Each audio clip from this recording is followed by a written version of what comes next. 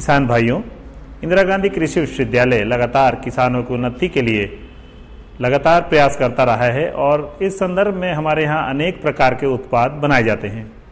इसके अलावा हमारे यहाँ 20 कृषि विज्ञान केंद्र पूरे छत्तीसगढ़ में कार्यरत हैं, जो किसानों की सहायता से उन्नत कृषि के तरीके उनको बताया जाता है और इससे जो उत्पाद निकलते हैं, इंदिरा गांधी कृषि विश्वविद्यालय ने इस कड़ी में एक उत्पाद केंद्र की स्थापना की है, जो यहाँ पे अनुसंधान उपरांत जो हमारे सामान निकलते हैं या जो किसान भाइयों को हम सहायता उपरांत उनको बताया जाता है कि किस प्रकार की फसल लगाएं, तो उनके जो उत्पाद निकलते हैं उसकी विक्रय की व्यवस्था भी की है। हमारे विश्वविद्यालय ने जो एक प्रमुख उत्पाद बनाया है उसके बारे में संक्षिप्त में आपको मैं बताऊंगा। सबसे पहले तो ये एक मल्टीग्रेन आटा है। हमारे कृषि महाविद्यालय जगदलपुर में इसको तैयार किया जा रहा है। ये एक लघु धान्य फसल रागी है, जो कि इसका ये क्षेत्रफल कम होते जा रहा है, लेकिन इसकी जो है गुणवत्ता बहुत ही उपयुक्त है। इसको ध्यान में रखते हुए हमारे विश्वविद्यालय में अनुसंधान हुए और उसके बाद इस मल्टीग्रेन आटा को निकाला गया। ये जो है कैल्शियम रिच प्रोडक्ट है, इसमें कैल्शियम की मात्रा बहुत होती है। इसके अलावा ये जो शुगर के मरीज हैं, डायबिटीज के मरीज, उसके लिए बहुत ही उपयुक्त है। एक बहुत ही अच्छा उत्पाद जीरा फूल चावल का उत्पादन है। यह उत्पादन बलरामपुर कृषि विज्ञान केंद्र में किसानों की सहायता से लिया जा रहा है। ये पूर्णतः जैविक धान का उत्पादन है तथा इसकी बहुत ज्यादा डिमांड है। इसको देखते हुए हम अपने विक्रय केंद्र की सहायता से इसको लोगों तक पहुंचा रहे हैं। इसकी जो कीमत है, इसका मुख्य उद्देश्य है कि किसानों को इसकी अच्छी कीमत मिले और हम अपने विक्रय केंद्र के माध्यम से किसानों तक इसको पहुंचाने का प्रयास कर रहे हैं।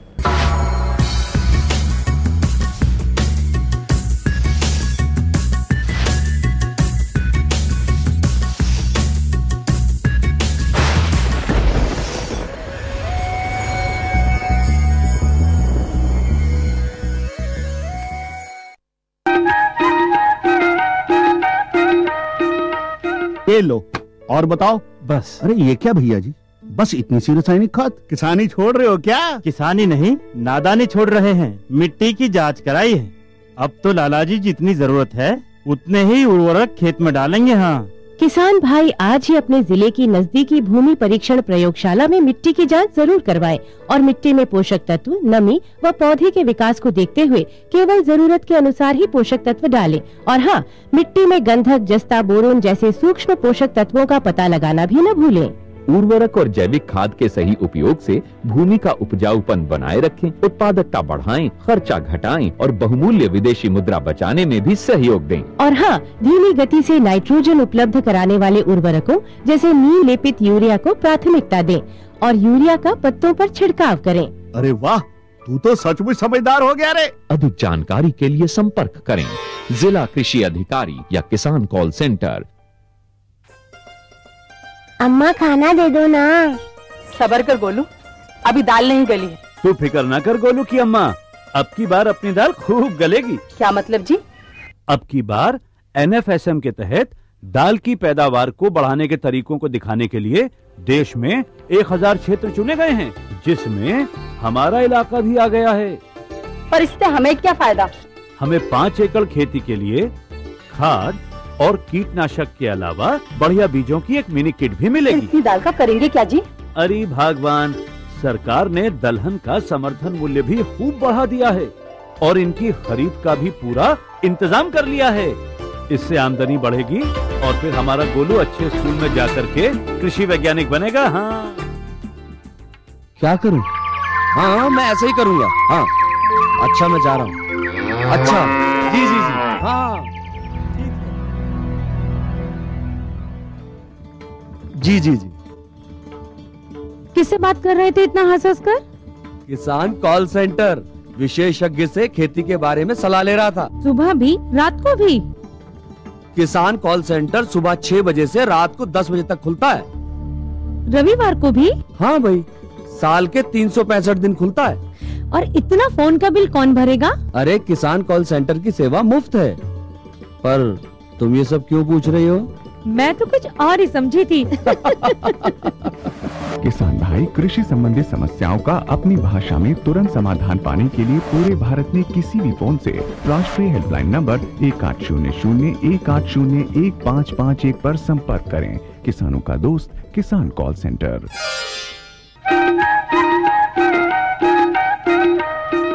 कृषि दर्शन देखैया जम्मू संगवारी किसान भाई मल्ला जय जोहार। संगवारी हम बेरा बेरा में आप ला बहुत बढ़िया जानकारी कृषि संबंधी देवत रहन, जेकर समय किसान भाई मन हा ओकर जानकारी लेके खेती किसानी करत है और समृद्ध होवत है। संगवारी हो हमार छत्तीसगढ़ के किसान मन हा तो धान के खेती करत है, गेहूं के खेती करत है, बेरा बेरा में मन बहुत बढ़िया बढ़िया खेती करत है। संगे संग उद्यानिकी के क्षेत्र में घलो जैसे केला है, पपीता है, संतरा है, बिही है, एकर खेती करके घलो हमार संगवारी मन हा बड़ा ही समृद्ध होवत है। संगवारी हो हम बात करत हन आज केला के उन्नत खेती के, यानी केला के खेती जब करना है संगवारी हो तो ओकर संपूर्ण जानकारी लेना चाहिए। ओकर बाद हम जब खेती करबो तो बहुत अच्छा आमदनी कमाबो, लाभ कमाबो। ऐसे कहे जाते हैं कि 12 महीना केला के मांग बाजार में बने रही थे। तो केला के खेती कैसे ढंग के करना चाहिए, बल्कि एक ठनो कहावत है कि नित उत भोग लगावत कदली फल मेवा, यानी जब धार्मिक बात आते है तो केला के फल के और ज्यादा ओकर मांग बढ़ जाते, ओकर महत्व बढ़ जाते और ओकर फल के साथ साथ केला के पौधा के घलो हमारे किसान भाई आप मन जाना था कि ओकरो मांग बने रही थे धार्मिक बेरा में। तो जब केला के खेती करना है तो कैसे ढंग के करना चाहिए, कैसे ढंग के भूमि के तैयारी करना चाहिए और कैसे ढंग के वो पौधा रोपना चाहिए। का बार कहे जाते ना कि होनहार बिरवान के होत है चिकने पार, यानी टिश्यू कल्चर के आज जमाने हो। टिश्यू कल्चर के माध्यम से जब हम नर्सरी में केला के पौधा ला उन्नत खेती करना है, उन्नत बीज यानी उन्नत पौधा जब हम तैयार करबो तो ओकर फल फूल बहुत बढ़िया ढंग से हुई संगवारी हो। तो देखथन कि केला के खेती कैसे करन। केले को कृषि योग्य सभी प्रकार के मृदाओं में उगाया जा सकता है, लेकिन यदि केला अधिक जल धारण क्षमता वाली जीवांश युक्त मिट्टी में, जिसमें कि जल निकास की उचित व्यवस्था हो, लगाया जाए तो सर्वोत्तम होता है। खेत की तैयारी मिट्टी पलटने वाले हल से करना चाहिए एवं मांदा निर्माण कर केले की खेती करने से अधिक उत्पादन प्राप्त होता है। केले की उम्दा पैदावार के लिए रोपण विधि भी व्यवस्थित हो तो वांछित परिणाम के मिलने में कोई संदेह नहीं रहता। इसके रोपण के लिए भूमि को गहरी जोतकर समतल कर लेना चाहिए। तैयार खेत में 50 गुना 50 गुना 50 सेंटीमीटर लंबा, चौड़ा और गहरा गड्ढा कर लेना चाहिए। पौधों का आपसी अंतर जाति स्थल और भूमि की उर्वरता पर निर्भर करता है। ये दूरी जानकारों से सलाह लेकर भी तय की जा सकती है। वैसे अधिकतर ऊंची जातियों के पौधे 3 मीटर और बौनी जातियों के पौधे 2 मीटर की दूरी पर रोपित करने चाहिए। केले का रोपण समय मुख्यतया जलवायु पर भी निर्भर करता है। पश्चिमी और उत्तरी भारत में रोपण का सबसे उपयुक्त समय मानसून के शुरुआत में यानी जून जुलाई में होता है। किसान भाई हो जब हम केला के खेती करत हन तो जैसे कि हर पेड़ ला, पौधा ला, पशु ला, पक्षी ला पानी के जरूरत है और पानी है तभी जिनगानी से हम बार बार कहते रहते आपो मन जाना तो किसान भाई हो। तो केला की खेती करत हन बहुत बड़े ढंग से मांदा तैयार कर ड्रेन और मांदा तैयार करे के बाद पानी के बाद आवत है। तो पानी ला कैसे ढंग के देना चाहिए, पहाटा पानी, पलोदन पानी भरपूर मात्रा है तब के बात है। लेकिन आज उन्नत खेती हम करत हन, वैज्ञानिक खेती हम करत हन, बूंद बूंद पानी ला सहेजे के जरूरत है, बूंद बूंद पानी के कीमत ला समझे के जरूरत है। एकरे सेती जब टपक विधि की जब हम बात करते संगवारी तो पानी के संरक्षण, संवर्धन और बूंद बूंद पानी के कीमत गला होते। तो देखथन जल प्रबंधन। केले में सिंचाई की आवश्यकता भूमि और जलवायु पर निर्भर करती है। यदि पौधों को लगाने के तुरंत बाद वर्षा ना हो रही हो तो सिंचाई कर देना चाहिए। भूमि और वातावरण के अनुसार शरद ऋतु में 10 से 15 दिनों के अंतराल में और ग्रीष्म ऋतु में यही सिंचाई 4 से 7 दिनों के अंतर पर देना चाहिए। केले की पैदावार ज्यादा और बेहतर हो सके इसके लिए कुछ सूक्ष्म तत्वों का छिड़काव सिंचाई के माध्यम से किया जाना चाहिए। जैसे केले के अधिक फलन के पुष्कल 0.5% का 2 से 3 बार छिड़काव करना चाहिए। फलों के बड़े आकार और बेहतर स्वाद और अधिक उत्पादन के लिए मेगाकॉल 3 से 5 ml प्रति लीटर पाली के मान से उपयोग करें। पहले छिड़काव के 15 दिनों के बाद दूसरा छिड़काव किया जाना चाहिए। साथ ही जीनी 2.5 मिलीलीटर प्रति लीटर पानी के से प्रयोग किया जाना चाहिए। सूक्ष्म तत्वों का सिंचाई माध्यम से छिड़काव करने का सबसे बेहतर तरीका तो यही होना चाहिए कि सिंचाई की ड्रिप पद्धति का इस्तेमाल करें। केले के शुरुआत अवस्था में खरपतवार नियंत्रण बहुत आवश्यक हो जाता है। इसके लिए समय समय पर निराई गुड़ाई करते रहना चाहिए। ये गुड़ाई उथली होनी चाहिए क्योंकि गहरी गुड़ाई से केले के जड़ों को नुकसान पहुंचने का खतरा होता है, क्योंकि केले की जड़ें भूमि में ज्यादा गहरी नहीं होती। चूँकि केले की जड़ें ज्यादा गहरी नहीं होती, इस कारण इनके पौधों में मिट्टी का चढ़ाना आवश्यक होता है। सिंचाई के लिए ड्रिप इरिगेशन का इस्तेमाल किया जाना ज्यादा लाभप्रद होता है।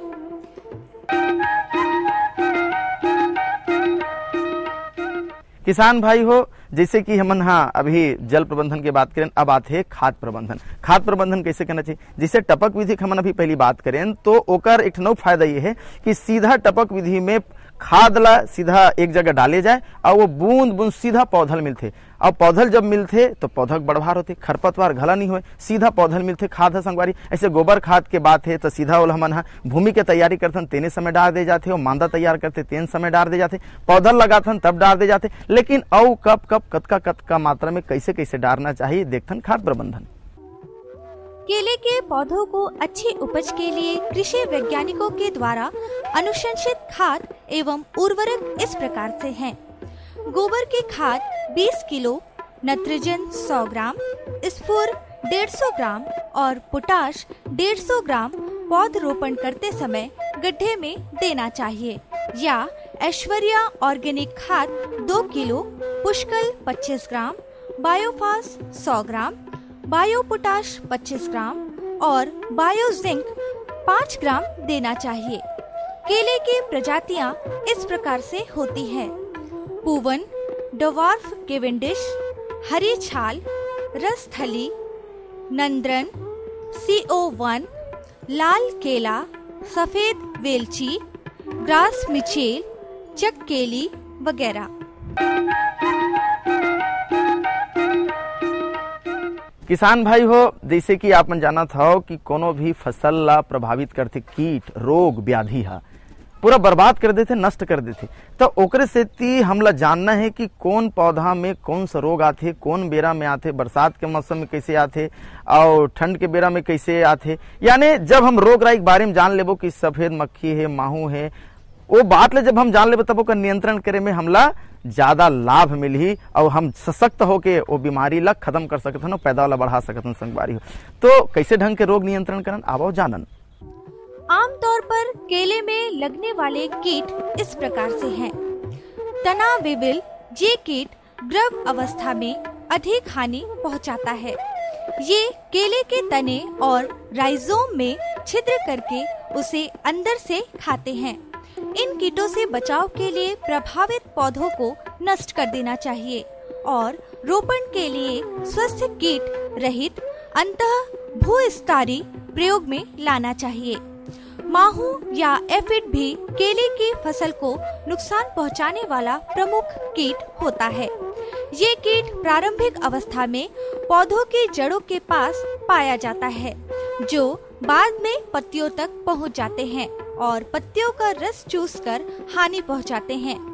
इस कीट की रोकथाम के लिए डाइमिथिएट 30 EC की 2 मिलीलीटर मात्रा को 1 लीटर पानी या सेंसर की 5 मिलीलीटर मात्रा को 15 लीटर पानी में घोलकर बनाकर छिड़काव करना चाहिए।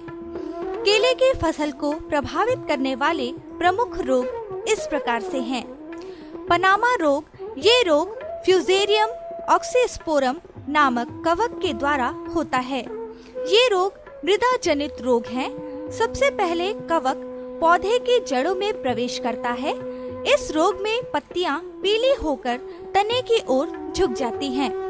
कमजोर भूमियों में लगातार केला उगाने से ये रोग अधिक होता है। इसकी रोकथाम के लिए प्रभावित पौधों को उखाड़कर जला देना चाहिए और रोपण के लिए स्वस्थ अतः भूस्तारी का प्रयोग किया जाना चाहिए। प्रभावित भूमि में 3 से 4 सालों तक केले की फसल नहीं उगाई जानी चाहिए और रोग प्रतिरोधी जातियां ही उगानी चाहिए। बंची टॉप वायरस के द्वारा उत्पन्न होने वाला केले का रोग है। इस रोग में प्रभावित पौधों की पत्तियां छोटी और संकरी हो जाती है और किनारे ऊपर की ओर मुड़ जाते हैं। पत्तियों का डंठल छोटा हो जाता है और पौधे का ऊपरी सिरा एक गुच्छे में परिवर्तित हो जाता है। इस रोग का प्रसार माहू के द्वारा ही होता है। इसकी रोकथाम के लिए रोगग्रस्त पौधों को नष्ट कर देना चाहिए। रोपण के लिए बीमारी रहित अंतः भूस्थारी प्रयोग में लाने चाहिए। रोग के प्रसार को रोकने के लिए माहू का नियंत्रण किया जाना चाहिए। पर्णचित्ती रोग केले के पौधे में कवक के द्वारा होने वाला रोग है। इस रोग में प्रभावित पौधों की पत्तियों पर पीले धब्बे पड़ जाते हैं जो बाद में पीली धारियों में बदल जाते हैं। इस रोग से अपनी फसल की रोकथाम के लिए प्रभावित पत्तियों को तोड़कर जला देना चाहिए। जल निकास और उद्यान की सफाई पर विशेष ध्यान दिया जाना चाहिए। 0.2% डाइथेन M45 का छिड़काव करना चाहिए या पुस 3 मिलीलीटर पानी के मान से छिड़काव करना चाहिए। हमारी जमीन केले के मान से भी बेहतर है। छत्तीसगढ़ में हो रही केले की उपज निकट भविष्य में ही यहाँ के किसानों की आर्थिक दशा को सुधारने का एक बहुत ही बड़ा जरिया बनने वाला है।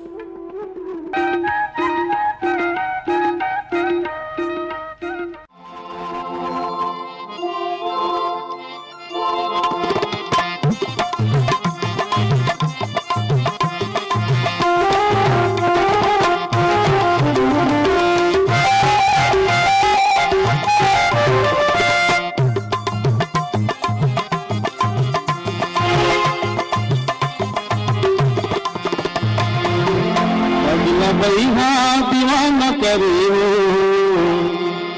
अगला बइहा दीवाना करे हो, निचले हाथ के नया मफांस के, निचले हाथ के नया मफांस के, अगली बइहा दीवाना करे हो, अगली बइहा दीवाना करे हो, निचले हाथ के नया मफांस के, निचले हाथ के नया मफांस के।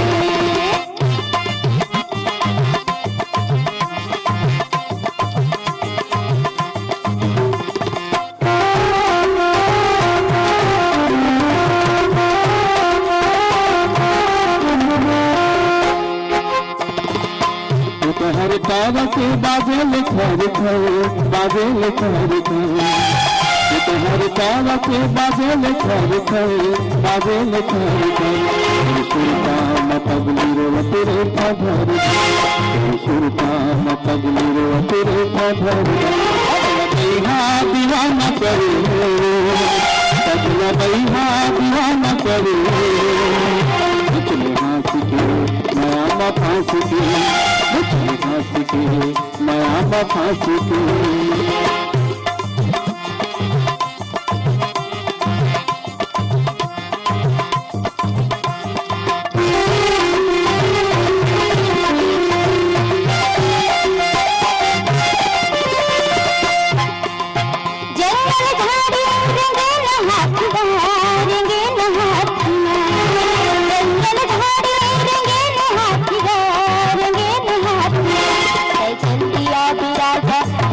हाथी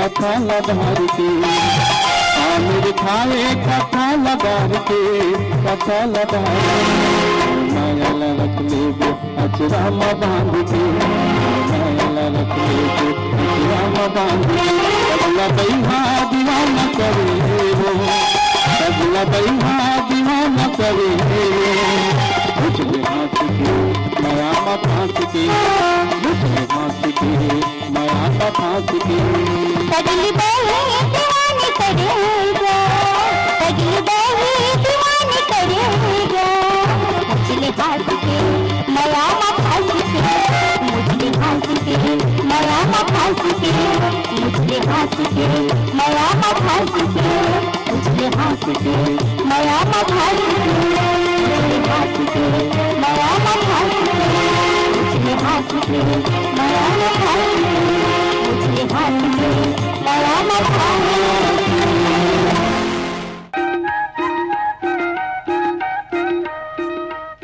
किसान भाइयों, अभी हमन देखत रहन कि केला की खेती कैसे ढंग के करना चाहिए, कैसे ढंग के भूमि के तैयारी करना चाहिए, कैसे ढंग के पानी के प्रबंधन करना चाहिए और खाद ल कैसे देना चाहिए। जैविक खाद के बात हमन करथन, हमार गोबर खाद है, नेडेप खाद है, वर्मी कंपोस्ट खाद है, और अगर जरूरत है तो रासायनिक खाद ल बहुत कम मात्रा में डाल के हम जैविक खाद के ओर डाल जावन। ये जम्मो बात के भी हमन जानकारी लेवत ने संगवारी हो, तो आपो मन जानकारी ले हो और बहुत बढ़िया ढंग से आपो मन केला के उन्नत खेती करके आप मन भी समृद्ध हो। संगवारी अवैया बेरा में नवा जानकारी, नवा तकनीक, नवा विधि के साथ आप मन के सामने फिर उपस्थित होबो। तब तक विदा, जय जोहार।